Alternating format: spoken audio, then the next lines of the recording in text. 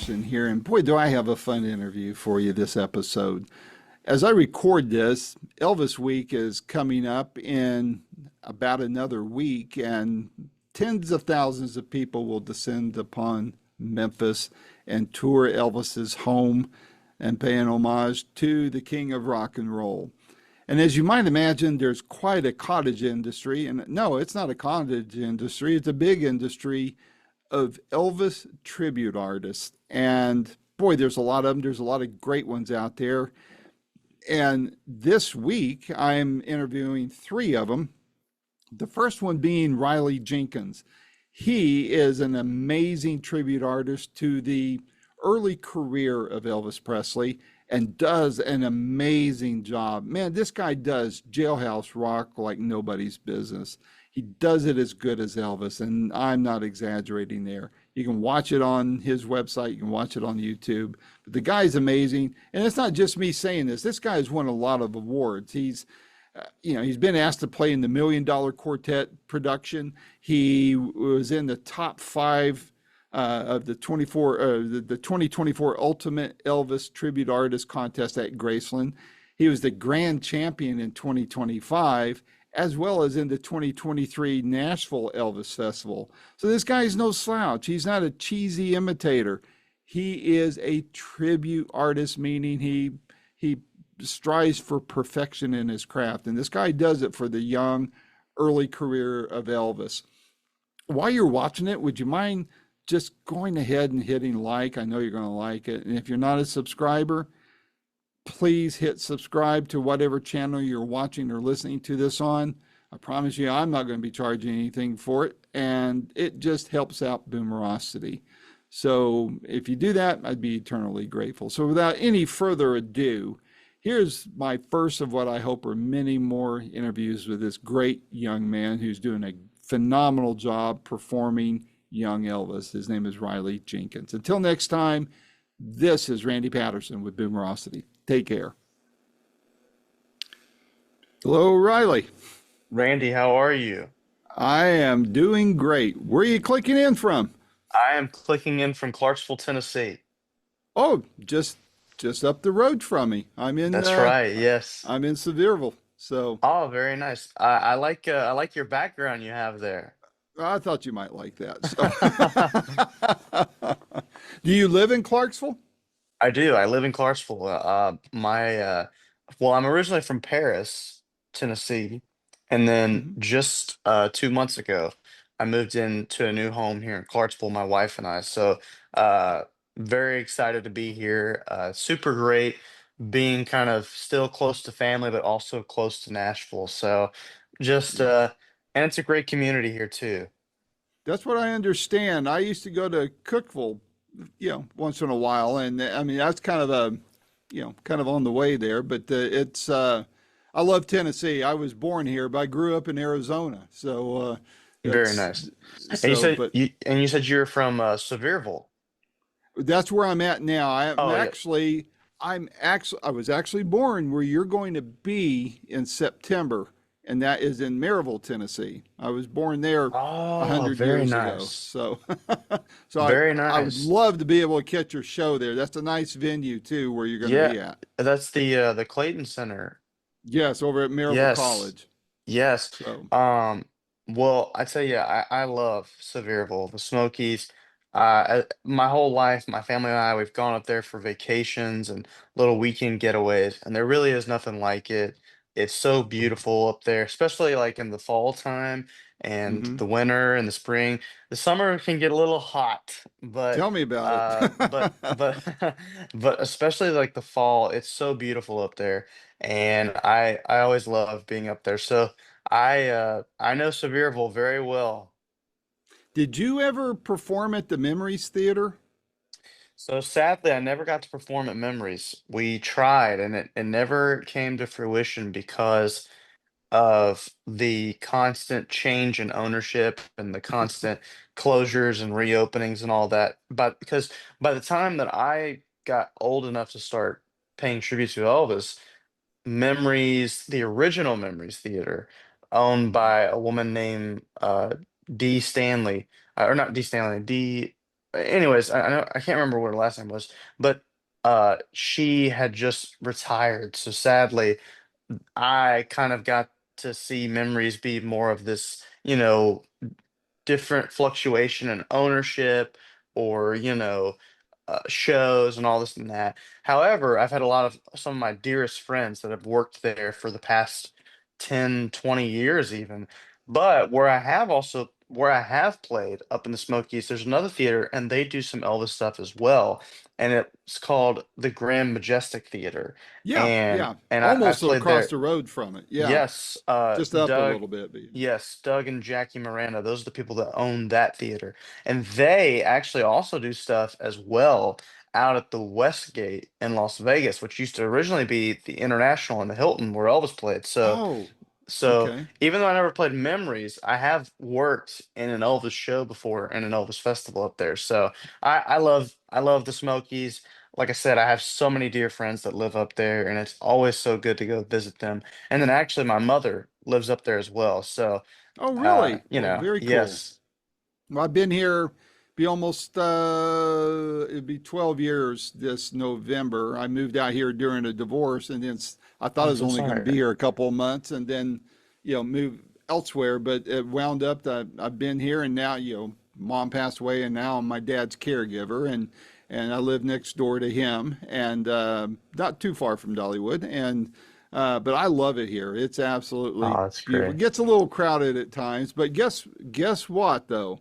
Memories is closed again. It's up for lease. I know. So, It's so sad, and like I said, I have so many friends that worked there, and my I'm just so thankful that they've all been able to get work because they're so talented, all of them. yeah. And not just when it comes to Elvis or anything like that. They're so versatilely talented. They've been able to get work in other theaters and performance venues up in the Smokies. Because Yeah. I grew up going to the Smokies my whole life, but I actually have not worked in the Smokies, but I've worked in the Ozarks. I've worked in Branson, Missouri, Oh which is yeah. basically, Yeah. Pigeon Forge's sister city. And it's a very But a lot more competitive. crowded. It's much more compressed there. At least when I was there last, it It was. is It's much more compressed. It's not quite the size of Pigeon Forge or the amount of traction. And right. so, anyways, when I was there, though, it's a very competitive field. So, I was so heartbroken when I heard that news, and I'm just so happy to see that they've all been able to bounce back and get work other places because they're such incredible entertainers. Correct me if I'm wrong, because I have a feeling you would know the answer to this better than me. It could be my memory fading, but didn't Charlie Hodge kind of like MC some of the shows at the original At the Memories original, he Theater? did, yes. Yeah, yeah, I'm pretty sure that's what he did until actually he passed away. He did do yeah. that, and that had to be for the guys that were doing Elvis there at the time, Lou Vudo and William Mhm. Stiles. That had to be, I mean, what an honor, to Yeah, have Elvis's right-hand man on stage be your right-hand man, yeah. and because, whenever you watch the 68 comeback special, whenever you watch Elvis, that's the way it is. Whenever you watch Elvis on tour, whenever you watch the Aloha from Hawaii, whenever you watch Elvis in concert in 1977, Charlie is right there by Elvis's side, giving him Hmm. water, giving him, a scarf, blotting his face if he needs to, taking his guitar, whatever he's got to do, he's there. And you can only imagine not only just through those many years of working on stage together, but for being friends as early as 1958 in the army together, just how Hmm. many special memories that they made, and how special it is to be able to share the stage with not just a performer who worked with Elvis, but with one of Elvis's dearest friends. Yeah, yeah. It's I don't know about. Have you met any of Elvis's inner circles? That whether they were the band members or his friends or family or anything. So I met DJ Fontana and that Wow. was in 2016 or 17. That's 2017. I met DJ Fontana, who was Elvis's original drummer back in the Mm-hmm. 1950s. I met Estelle Brown of the Sweet Wow. Inspirations Yeah, of from, the Sweets. Yeah. and I have worked with Donnie Sumner, Oh, Bill yeah, yeah. Bays, Ed Wow. Hill, and Larry Strickland, who are all The members of Imperials. J.D. Sumner and the The Stamps Stamps. Quartet. Yeah, yeah, yeah. And then talking about the Imperials, I've worked with Terry Blackwood of the Mm-hmm. Imperials. Mm-hmm. And then I've also sang with family members of the Blackwood family, considering the Blackwood brothers. And that was Elvis's favorite gospel quartet Gospel group. Yeah. growing up, was the Blackwood brothers. He And wanted to sing with them. that's Yeah. right. And talking about JD Sumner was part of the Blackwood brothers, and then he spawned off and created the Stamps. So the Blackwoods and the Right. Stamps are actually connected, as like Yeah. it's I think they're considered the like one of the most decorated gospel families in gospel music. Yep. So I did that. I met, let's see, I'm trying to think who all I've met. Well, I've met a couple people who worked with Elvis off and on.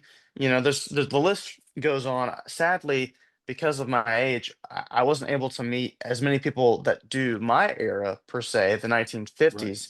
But I've been so blessed to meet so many wonderful people, and and make connections with many of them that I've kept all this time. Mm-hmm. Well, I don't know if Brian told you, but my first concert was Elvis, Wow. and it was in Phoenix, Arizona, Easter Sunday, 1973. So it was a few months after the Wow. Aloha concert, and I got there 2 hours early, and I was standing in front of the stage. I was 13 or so years old, and I'm standing in front of the stage checking out the black guitar, right? And I see an image come up beside me, and I turned and looked, and it's the Colonel. And Wow. I asked him a few questions, and the last one being, "Can I go backstage to meet Elvis?" And he goes, "No," and he turns around and walks off. But I say that's my first celebrity concert, and then fast forward, I go to the 1978 Dove Awards. Now, this gets a little. You've mentioned a couple names. That's the reason why I'm telling you this story. I go to the Dove Awards. I'm guest of Phil Johnson. Phil Johnson was and he's still alive. I knew his family, and his mother-in-law was my mom's best friend. This is all in Phoenix. He goes on to play for the Stamps and on and on. And, he was producing Jimmy Swaggart before Jimmy Swaggart brought all of his stuff in house, all this stuff. But he knew all these guys, and he wrote. Well, first of all, I'm getting ahead of myself. At the Dove Awards, JD was at the table over next to our table. So I got to meet him. It was the summer after Elvis died. He had the big TCB ring on and the pendant and all that. And so I got to meet him. And then, gosh, I was going somewhere else with that. Anyway, Phil wrote a song that he would always have Bill Blasey sing in the concerts, and that was "When It's My When Time," it's my time. which was also sung at Elvis's funeral. And Yes. so I interviewed Phil. We hadn't talked in decades because, life goes on, right? And so I interviewed Phil last year, and it's on the YouTube channel and on my website. So if you might be interested in checking that out, he has some cool stories there. So, but, Wow. and then, What and of what course, an amazing after, story that is.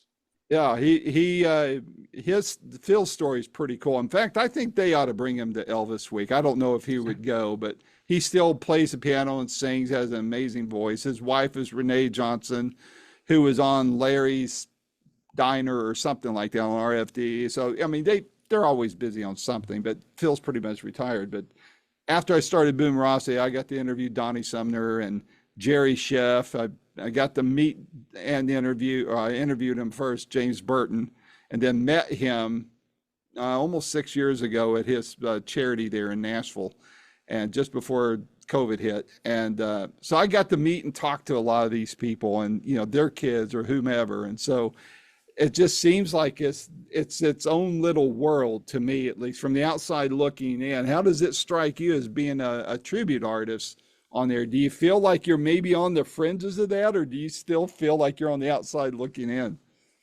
Wow. Well, first of all, that's such a cool story. And you mentioned James Burton, and I have a very unique story about meeting James Burton. I was coming, there's a restaurant on Elvis Presley Boulevard called Marlowe's. It's a barbecue restaurant, and it's always packed. I mean, because the food is delicious. You go to Memphis, you got to have barbecue. It's Got like to a have rite of the passage. And yeah. so I'm coming out of the restroom, and James is going in, and we kind of bump into each other. And, it was such a special opportunity to get to meet such a legend in such an intimate and, stripped down, just vulnerable setting. A lot of times you meet these people and it's at a meet and greet, or it's backstage at an event, or it's on stage, or what Hmm. have you. And just to kind of meet him in a restaurant, coming out of the restroom, going into the restroom, and just talk as if, just like you and I, it was really special because James Burton is a legend in his own Yeah. right. There's no Yes. denying that. Yep. He is one of the greatest guitar players of all time. I Hmm. mean, to go from Ricky Nelson to Elvis and everything in between. And I actually had an amazing opportunity to get to watch Ronnie Tutt play one of his Oh, last performances with Neil yeah. Diamond at the Bridgestone Arena. And that was such a special moment to get to see again another piece of Elvis's life and legacy still going strong on stage. Obviously, it was with Neil Diamond, but my mind could only think about when I heard Neil Diamond singing "Sweet Caroline." Because Man, Elvis I is going to wonder be. what this was like for Ronnie when, at this point it was 40 years ago. I wonder what it was like for Ronnie when 40 years ago he was playing it with our man, with Elvis, Yeah. So Yep. Yep. such a, you know, it really is such a blessing to be able to get to do what we do. And that's not something that I say or take lightly. It really is because as people have asked, and I always say, you have such a unique and special job. You get to bring memories back for those who lived with it, who lived that era, whether it be the 50s, the 60s, the 70s. You're bringing back those memories for them, but then you're also reintroducing Elvis to people that are my age and maybe a little older and certainly younger, who they know who Elvis is, but they don't really know who he is. They know what they've heard some of his music, they've got they've gotten some sort of impression of him, but they don't really know who the true artist was and the true human being and humanitarian that he was. Yeah, I agree. I agree. I mean, those stories right there, his giving almost to a fault. Um, you don't hear those stories as much anymore as you used to. I mean, and they're Right. legendary. All you have to do, I mean, I don't know if the display is still there. It's been quite a few years since I've been to Graceland. I'm way overdue to go through it again. But they used to have this display in that, I think it was in the pool house off of the side of the house where they had all these checks that he had written. And I mean, and for that period of time, they were decent sized checks, and he was writing Hmm. tons of them and giving cars away, and you know, buying friends' houses, and just you don't hear those kinds of stories anymore about Elvis because I mean, it seems like they want to push that in the back and maybe center on other aspects of his life and death. But you don't even hear much about that about other artists doing it. And I mean, you would think that there would be that level of influence on these artists who are amassing, ridiculous wealth for subpar talent. You know, I think that Elvis truly was the epitome of the old saying, paying it forward. Hmm. Elvis came truly from nothing. He was born in the deep rural South of Mississippi. in the midst of the Great Depression, his father tried to forge a check just to get them some money and Yeah. basically cost himself, you know, time in prison away from his family by, Mm-hmm. doing something he knew that he shouldn't do. But that's how just desperately broke the Presley family was at the time. He came from nothing. They moved to Memphis for a better life, but they still lived in the housing project at Lauderdale Courts, Mm-hmm. and they constantly jumped from house to house. When Elvis got this success that he did, that just catapulted him from someone who was, merely a nobody in so many people's eyes to the most sought after, the most popular, the most beloved man and artist and human being on the planet. His whole mentality, I think, was taking this success, this newfound success he had, and paying it forward. And when seeing people that were once like how he was, struggling to get by, if there's something I can do, I want to do it. And I think that Mm-hmm. again, that shows, like how you said, the humanitarian he was, and the amount and the massive, massive heart he had, because he didn't have to do those things. He wanted to. Yeah. People would say, Elvis, why do you do that? And he said, because, you know, that was me. That was me, Yeah. 20 years ago. And it just, if there's anything I can do to help someone else, I want to do it. I was interviewed one day this week. It seems like 2 weeks ago. It might have been yesterday morning. I can't remember. But somebody was asking me, my background on all this, and I was telling them, the Elvis influence. And these people were, a little bit older than you, but a bit younger than me. And I was trying to drive home the point, and they were receiving it, that think about this.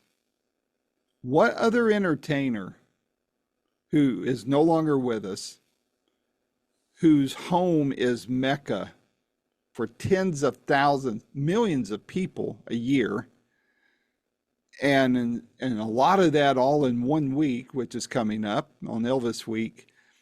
It gets, I mean, it's the most lucrative estate of an entertainer. You know, close second, I heard second or third was Jimi Hendrix. But I mean, the closest person as far as their home goes that gets any kind of traffic at all next to Elvis is Prince. You don't see anything on Michael Jackson. I mean, Neverland was way out in the boonies.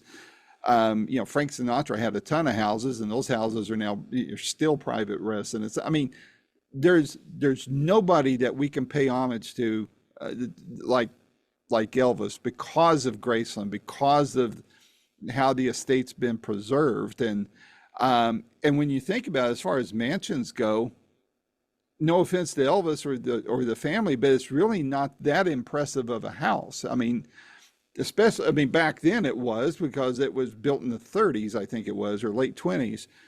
But by today's standards, I mean, it's a guest house for some mansions, but it was Elvis's house, and there was a mystique to it all. How do you feel about Graceland? Well, I like to always say this to what you just said about the house itself. So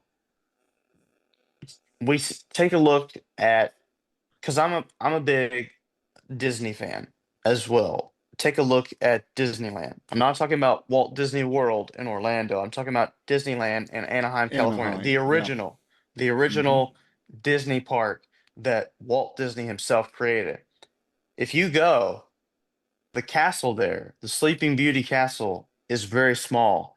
And most Hmm. people, when they go, especially those who have been to Walt Disney World, when they go, they're instantly like, oh, wow, like the castle's not what I thought. Like the park Hmm. isn't what I thought.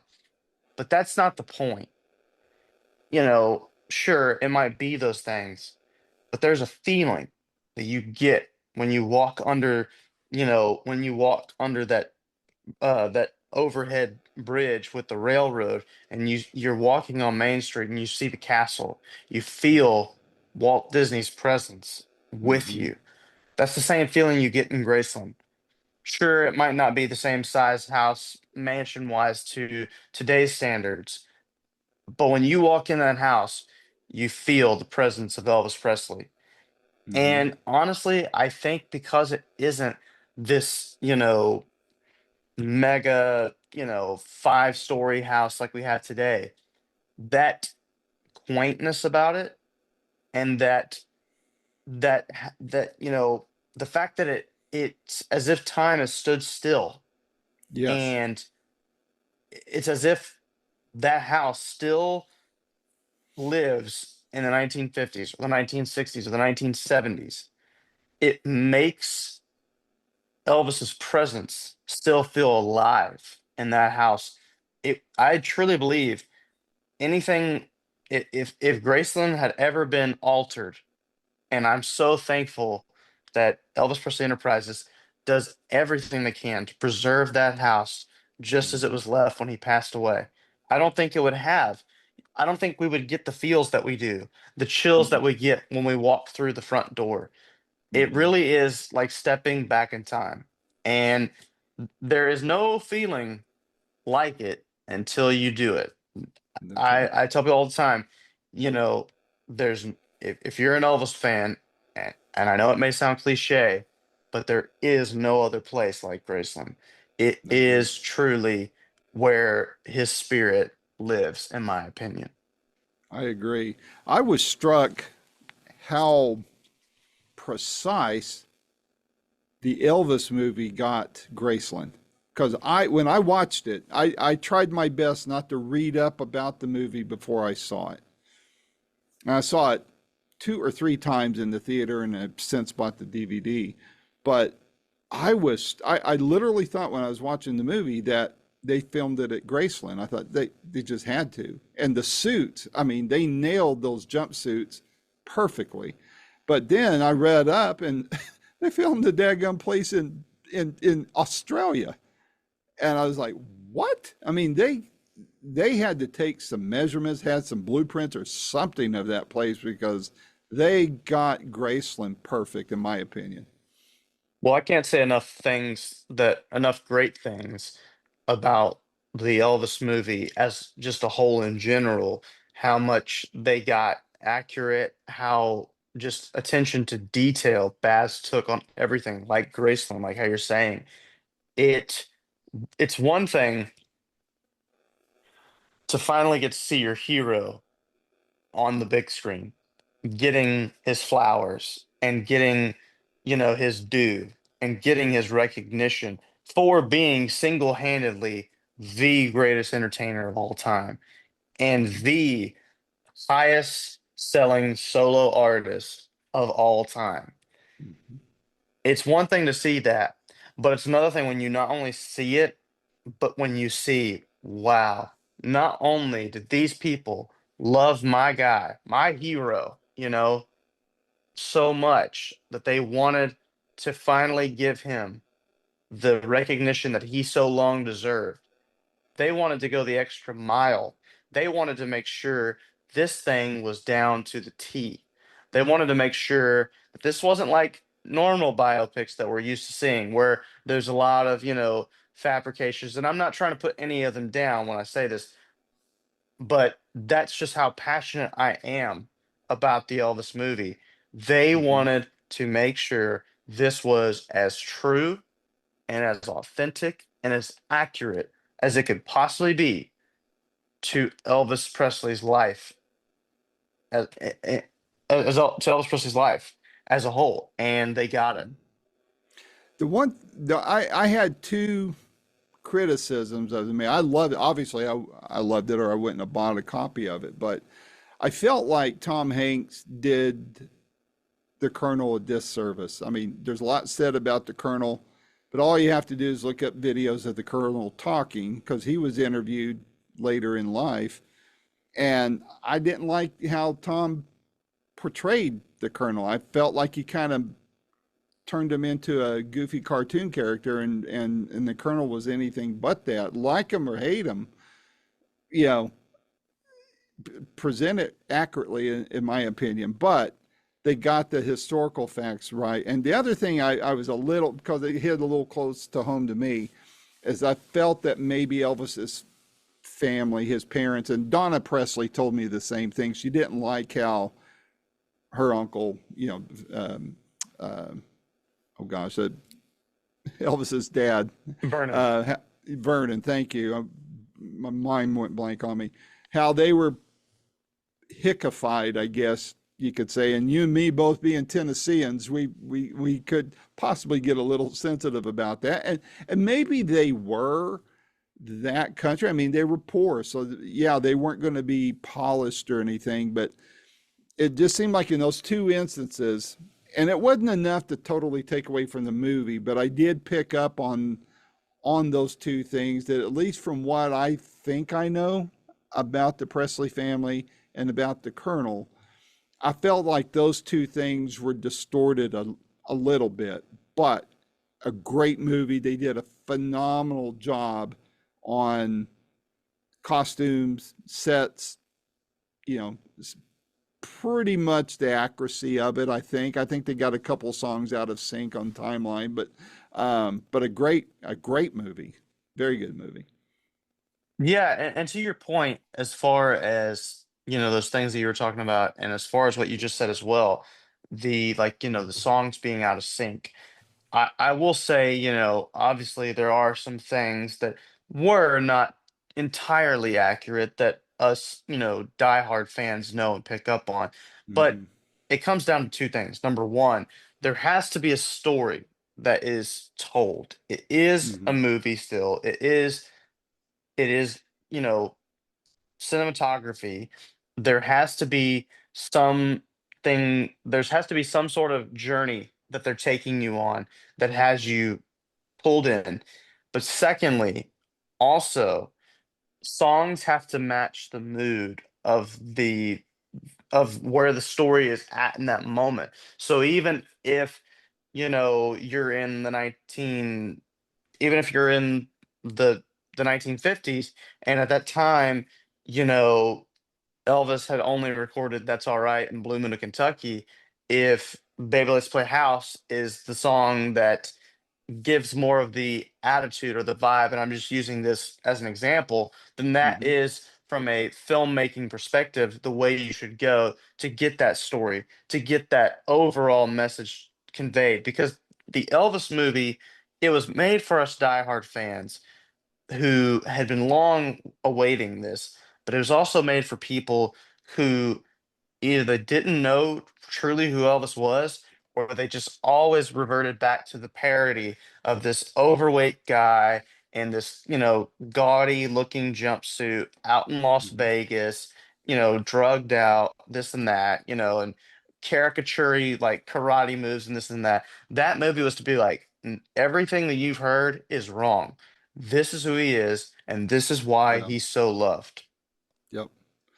I uh I'm curious for you as a tribute artist.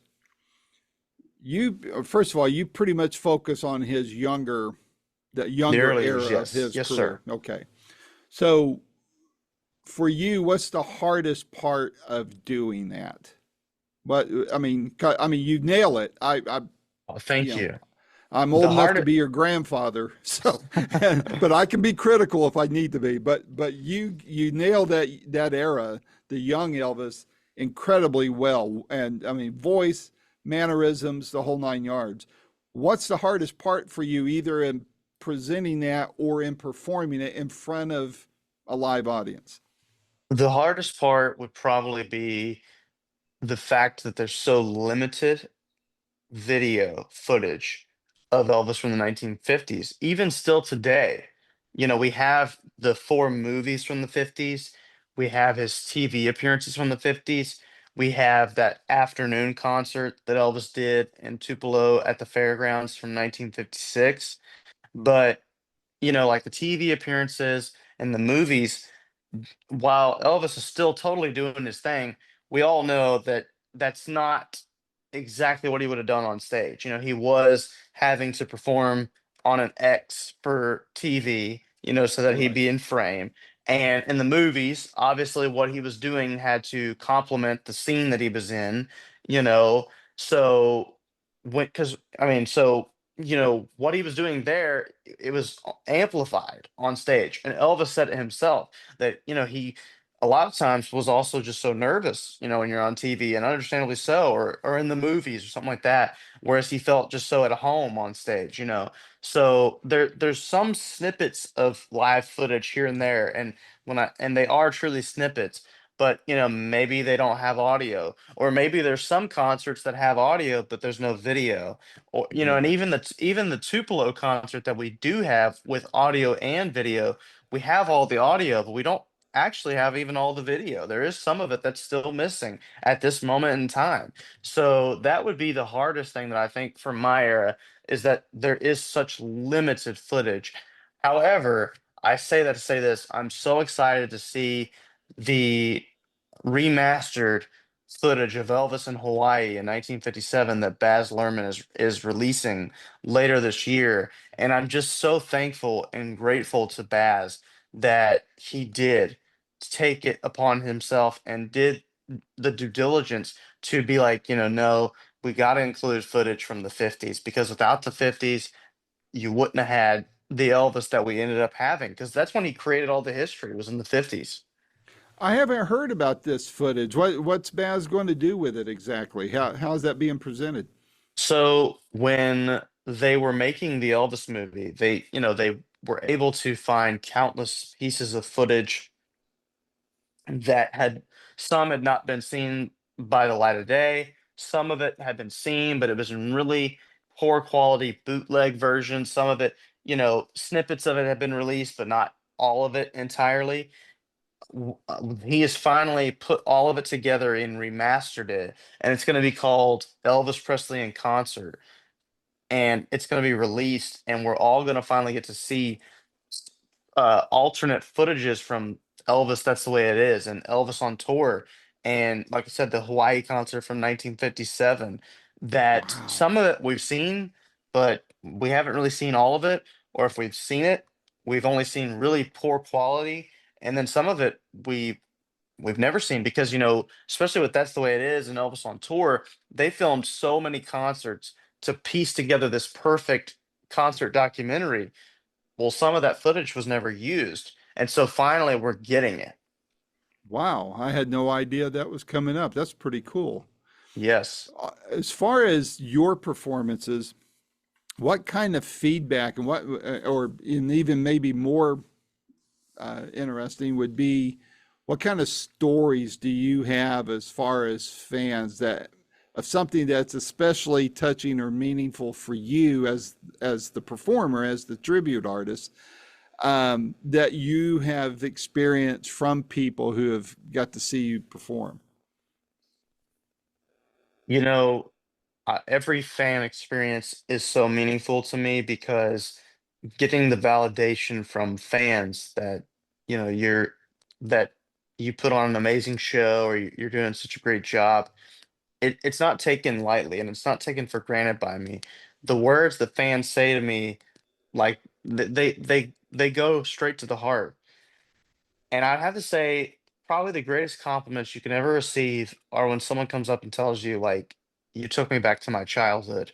Or one that I remember I got was, I was alive on June 5th of 1956 when Elvis did Hound Dog on the Milton Berle show. And Wow. and let me tell you, you did the exact routine down to a T.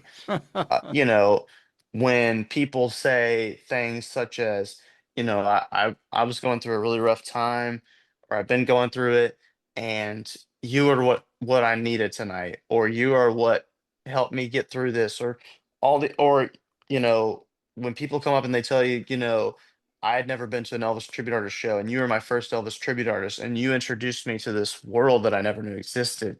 You know, that means a lot. It means that, whether you realize it or not, number one, like, which obviously we do, but number one, to go back to what we said, just how much of a gift and a blessing It is to be able to get Scooby Doo.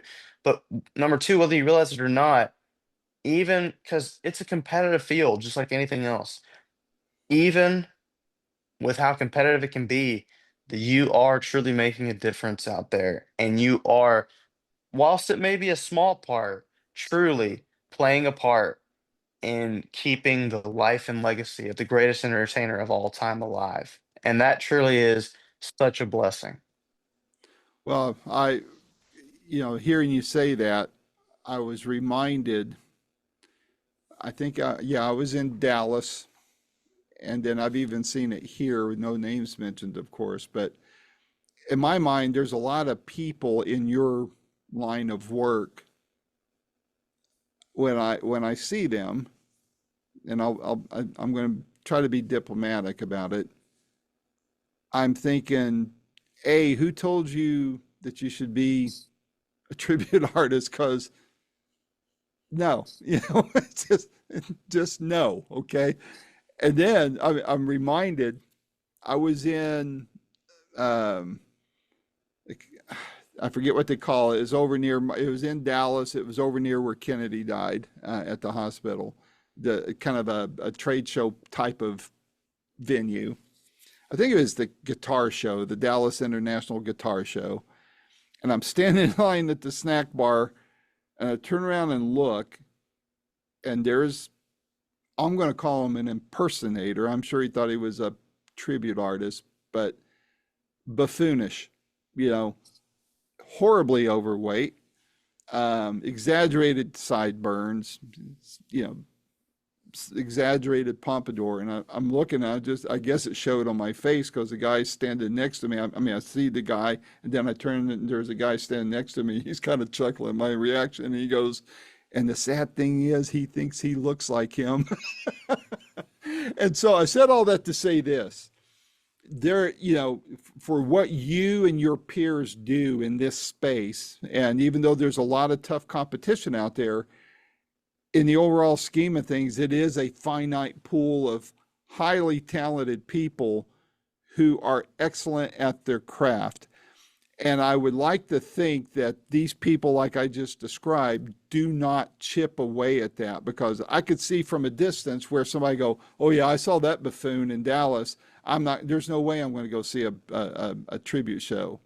Well, they're robbing themselves, especially if they never got to see Elvis perform. Do you see anything like that? I mean, do people say anything, "Wow, I was pleasantly surprised," or I was expecting a cartoon and you did the real thing, and things like that?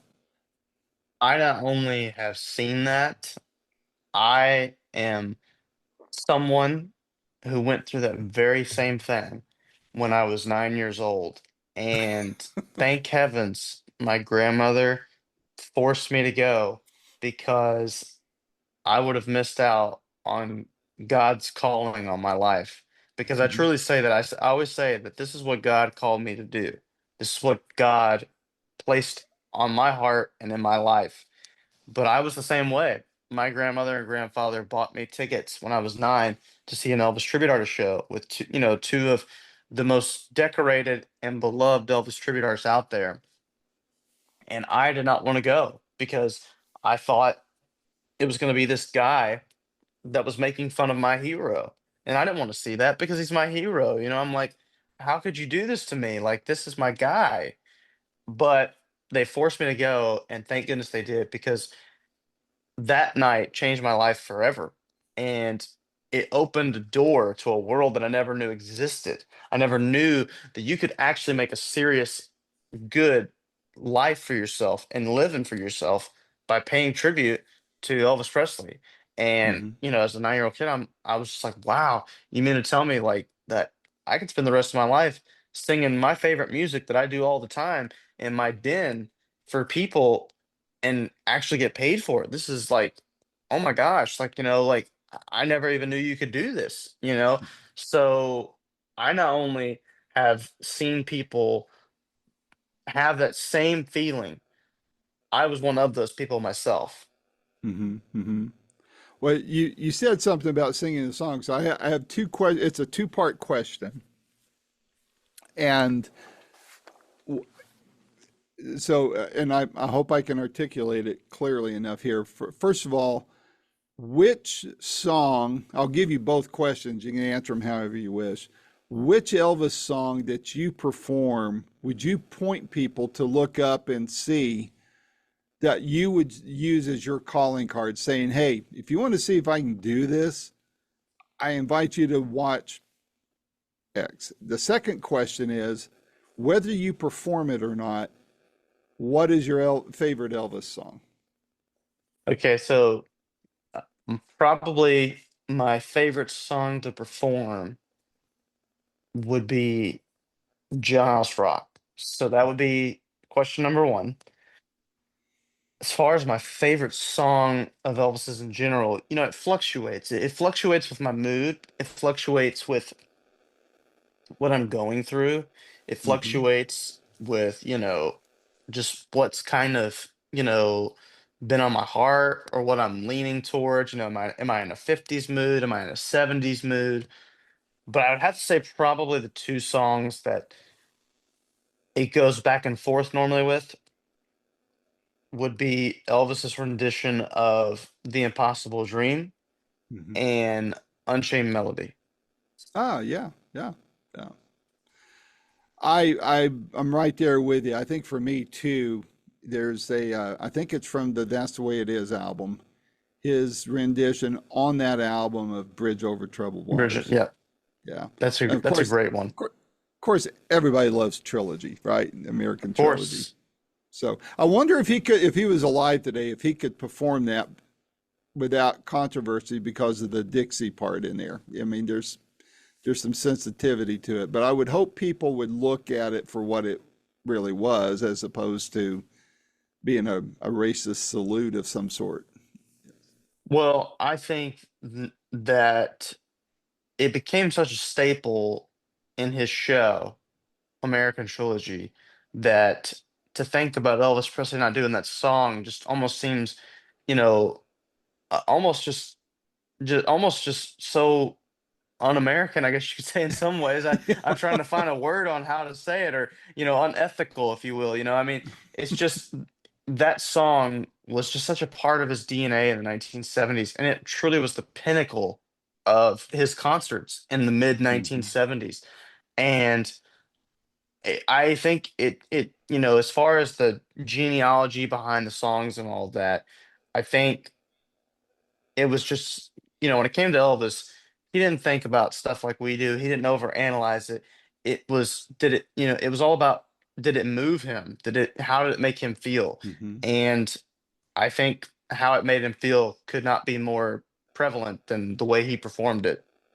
I agree. And you don't know Elvis if you thought he was a racist, because he I mean, he had the sweets on stage with him. He helped people from that culture and all that. And so if anything, he was an advocate for them, as opposed to looking down his nose at them or thinking less of them. I would that would be my defense of him if he were alive today and performing that song, in my opinion. But I agree with you that, I mean, not to hear him sing that would be also like not hearing him close the show out with "Can't Help Falling in Love."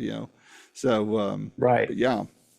So how Well, can people? Oh, go ahead. Go ahead. and also, just to touch on what you just said real quick, you're talking about the street inspirations and all that, to show to show how much the music of rhythm and blues and of the African American culture meant to Elvis, and how much of an advocate he was, as you said, when it was one of their first gigs on the road. It was at the Astrodome in Houston.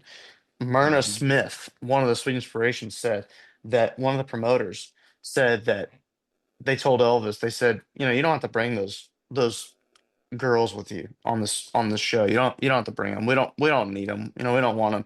And he told him, he said, listen here. If those girls don't come, then I don't come. And that's how he was. That was how he Hmm. was. And that shows just truly what an amazing man he was.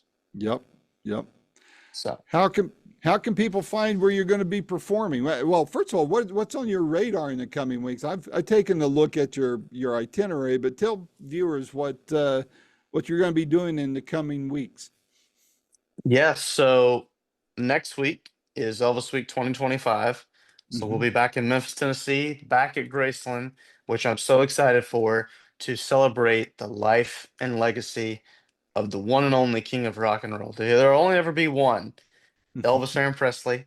And then we'll have about 2 weeks off, and then beginning the first weekend of September till the new year, except for I think 5 weeks, 6 weeks. I think it's 6 weeks.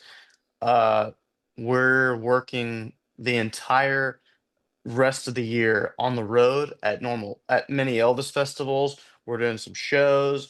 We're doing some shows with a thing called One Night in Memphis, which is a Hmm. tribute show. It's not a musical. It's not scripted. It's a tribute show paying homage to the Million Dollar Quartet. So Elvis, Johnny Cash, Jerry Lewis, Carl Perkins. Just we got so many great things coming up. And to find out where I'm going to be, you can go to my website, which is www.rileyjenkinsaselvis.com. You can go to my Facebook page, which is Riley Jenkins Entertainer, or you can also go to my Instagram page, which is Riley A. Jenkins. Very cool. Very cool. Well, and in that itinerary, as I said at the beginning of our chat, you're going to be in my hometown. So That's I want to right. come see if I can Yes, pull it off there. Let's so One Night in Memphis will be coming to Maryville, Tennessee on September the 18th. And so right. that's an exciting show. It's 90 minutes of pure classic 1950s rock and roll and just tons of high energy. We start off with Carl Perkins, then comes Jerry Lee Lewis, then comes Johnny Cash, then comes Elvis, and then at the very end, we all come together and sing a song or two together. So it's such a cool show. The crowd, everywhere we've went with the show, the crowds are on their feet by the end of the night, and so it's such a great time. Well, hopefully I can make it there and be able to shake your hand and meet you in person. And hey, if you've got anything big and special coming up in the months and years to come, my door is open to you. So let's stay in touch. I'm glad Brian brought us together here, and keep doing what you're doing, man. You're doing great. You're doing Absolutely, great. Randy. Thank you so much. It's been such a pleasure talking with you this morning. Likewise, and I'm glad you're a Tennessean, man. Thank you. Thank All you. right, take care, stay safe You and too. healthy. All right. Thank you, All right. Randy. Bye bye. Bye-bye. This has been another fun-filled episode of Boomerocity with your host and producer, Randy Patterson. The theme song is Roll the Dice and is recorded and used by permission from Quinton Hope. Quinton is spelled Quinten, and Hope is Hope. And you can find out more about Quinton at quintonhope.com. Post-production is done by Cardinal Sins Productions. The Boomerocity name, logo, and content is copyright protected. Segments may only be used with written permission by Boomerocity and or its assignees. Inquiry should be directed to input@boomerocity.com. Copyright 2025.